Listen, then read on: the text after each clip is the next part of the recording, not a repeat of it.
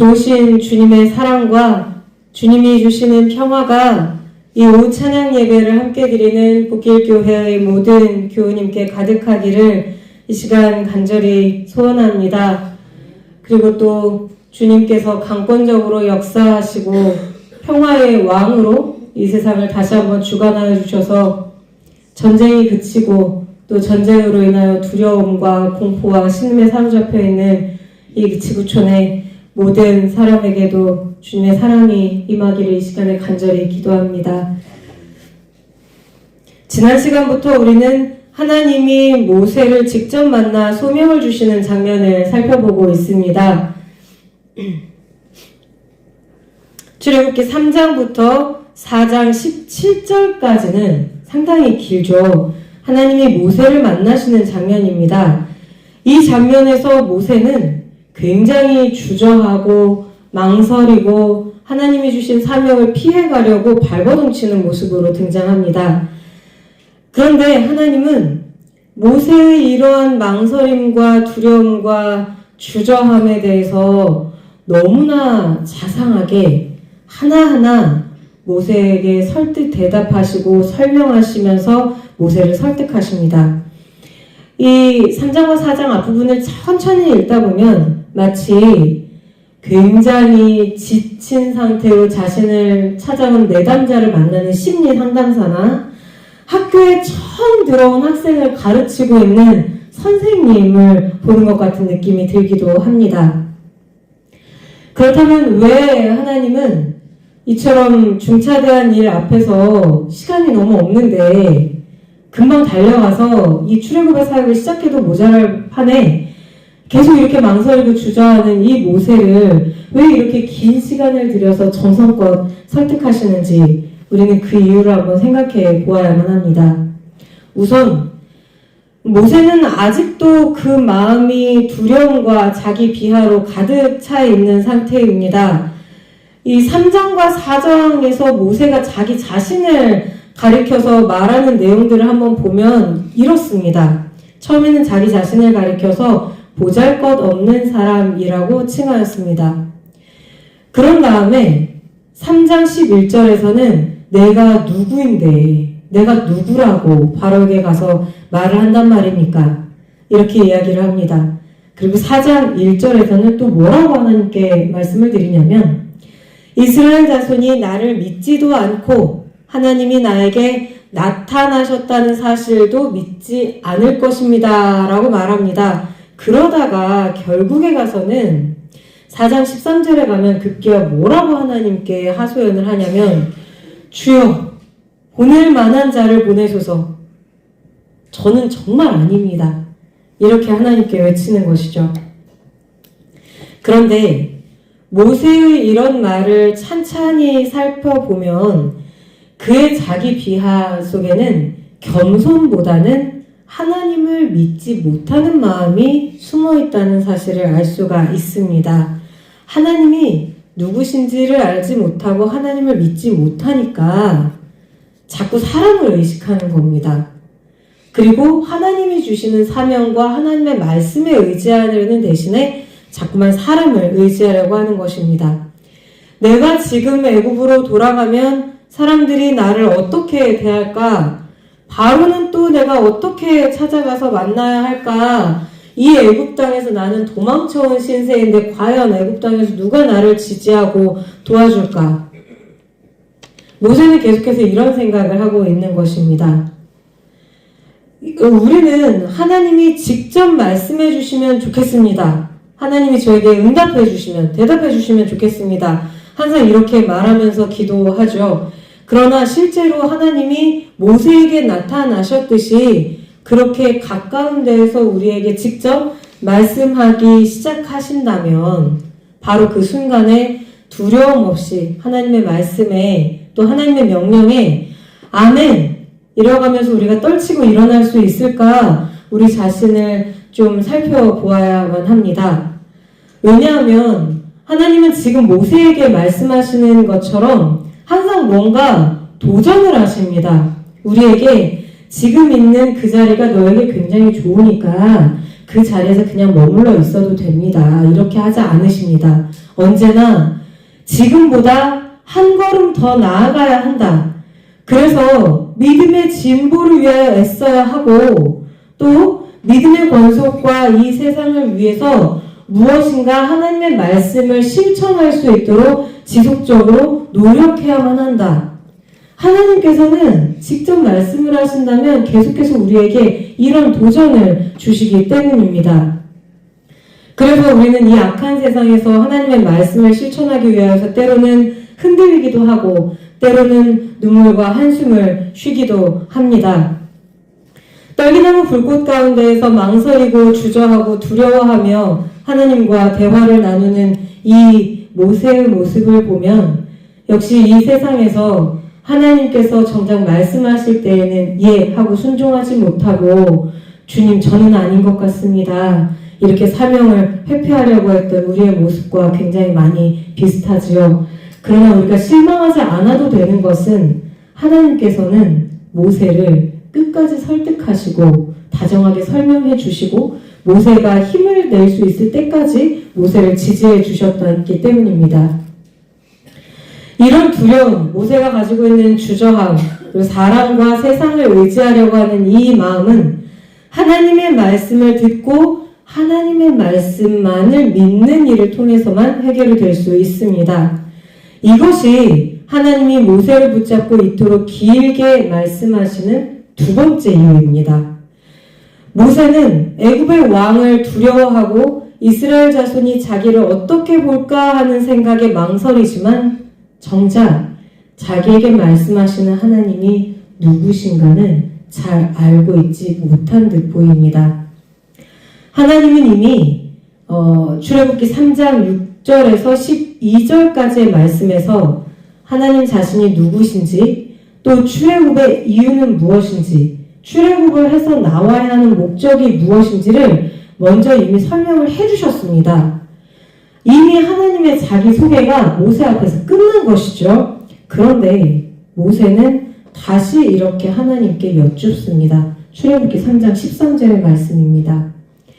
내가 이스라엘 자손에게 가서 이르기를 너희의 조상의 하나님이 나를 너희에게 보내셨다 하면 그들이 내게 묻기를 그의 이름이 무엇이냐 하리니 내가 무엇이라고 그들에게 말하리이까. 이 질문은 사실 굉장히 어색합니다. 맥락상 잘 맞지 않아요. 왜냐하면 앞에서 하나님이 분명히 나는 너희 조상의 하나님 곧 아브라함, 이삭, 야곱의 하나님이라고 말씀을 하셨는데 왜 또 하나님의 이름을 하나님께 여쭈어보고 있을까요?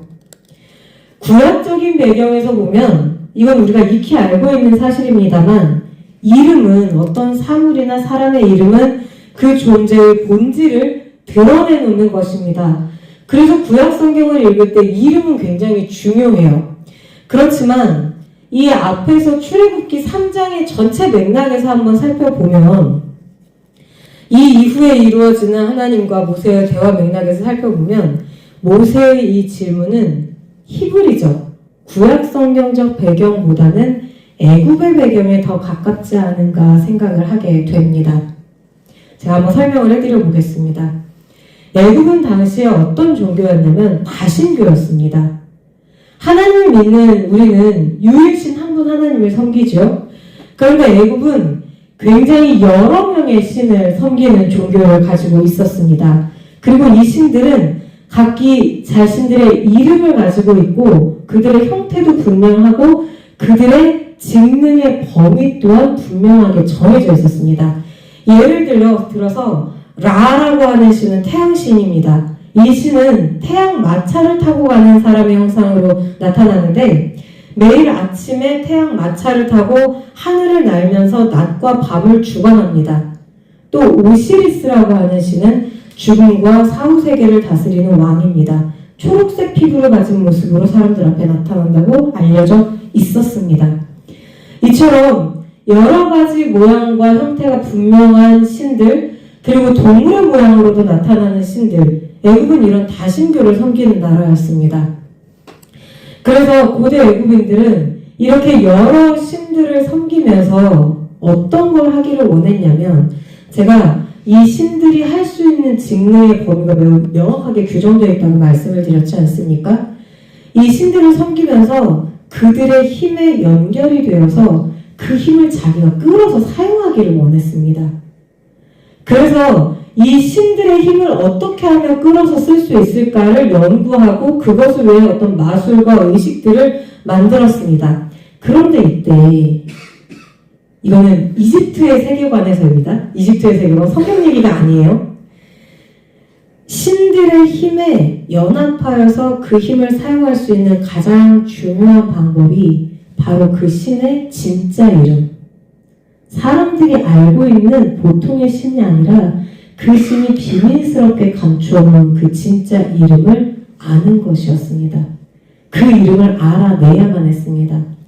이에 관련해서 이집트에는 재미있는 신화가 하나 있습니다.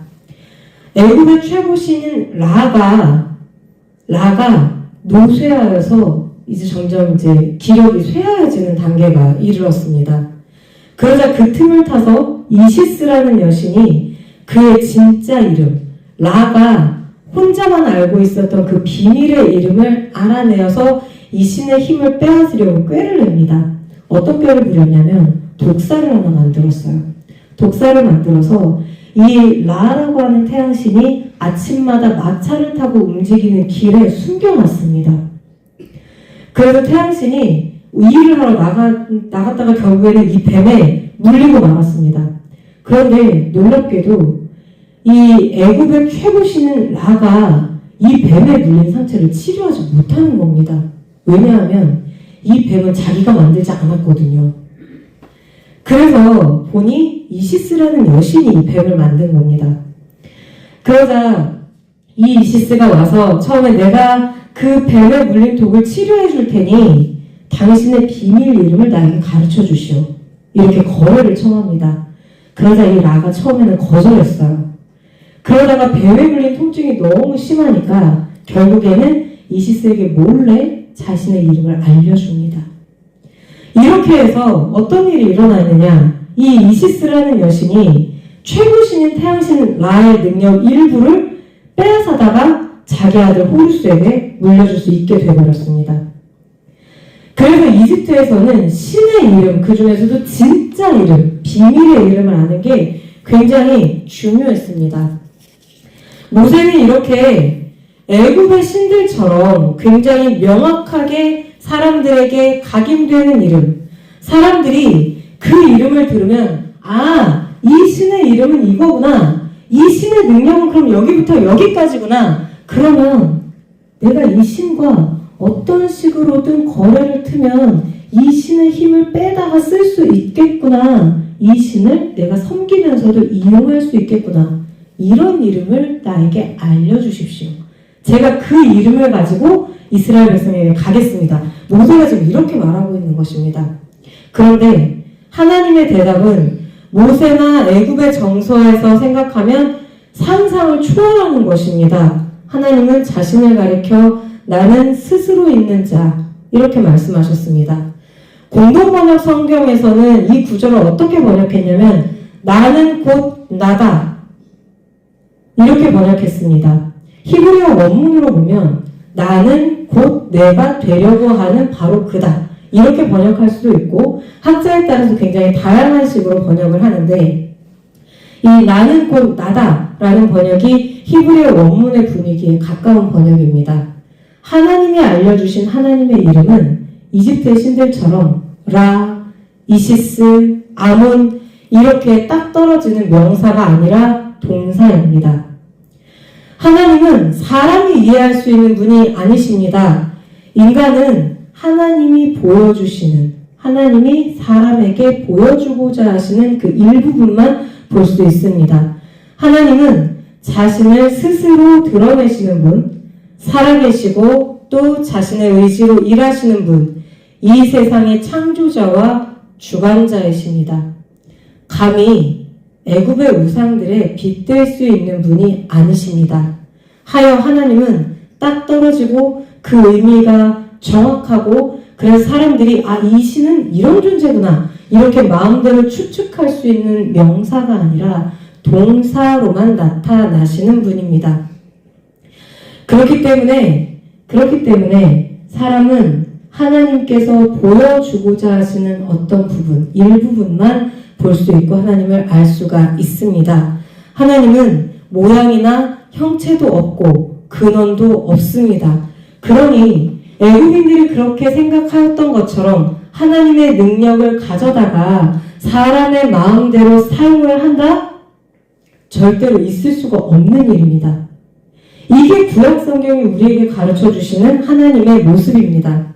그렇다면 출애굽기의 상황에서 모세와 이스라엘은 하나님을 어떻게 알 수 있을까요? 바로 하나님과 그들의 조상이 맺은 언약의 말씀 속에서 하나님을 알 수가 있습니다. 아브라함과 이삭과 야곱의 하나님 말입니다. 이 조상에게 하신 약속의 말씀에 따라 이스라엘 자손이 애굽 땅에서 번성하였고 이제는 그들을 젖과 꿀이 흐르는 땅으로 인도해 주시겠다고 다시 한번 약속의 말씀을 주고 계시는 것입니다. 그래서 모세에게 나타나신 하나님은 약속의 하나님, 그 약속을 성취하시는 하나님, 그리고 무엇보다 고통당하고 억울하게 착취당하는 이들을 도우러 오시는 하나님이십니다. 모세는 이 긴 대화를 통해서 우선으로는 자기 자신의 속에 있는 두려움을 극복하고 그 다음으로는 이러한 하나님, 자신을 스스로 계시하시는 하나님을 다시 배워야 합니다. 이렇게 주권적으로 역사하시는 하나님의 백성 앞에서 그렇다면 하나님의 백성은 어떻게 예배할까요? 어떻게 해야 할까요? 모세가 하나님과 나눈 긴 대화 속에서 배워야 하는 마지막 한 가지가 바로 이것입니다. 하나님의 백성은 무엇을 하는 사람들인가? 바로 하나님의 백성은 예배하는 사람들입니다. 하나님이 이스라엘 자손을 애굽에서 구원하시는 이유는 바로 그들로 하여금 영원히 하나님을 예배하며 살아가도록 하기 위함이었습니다. 이 점에 대해서는 다음 시간에 조금 더 다뤄보도록 하겠습니다. 우리는 스스로 자신을 드러내시고 고통받은 인간의 삶 속으로 내려오신 하나님을 믿습니다.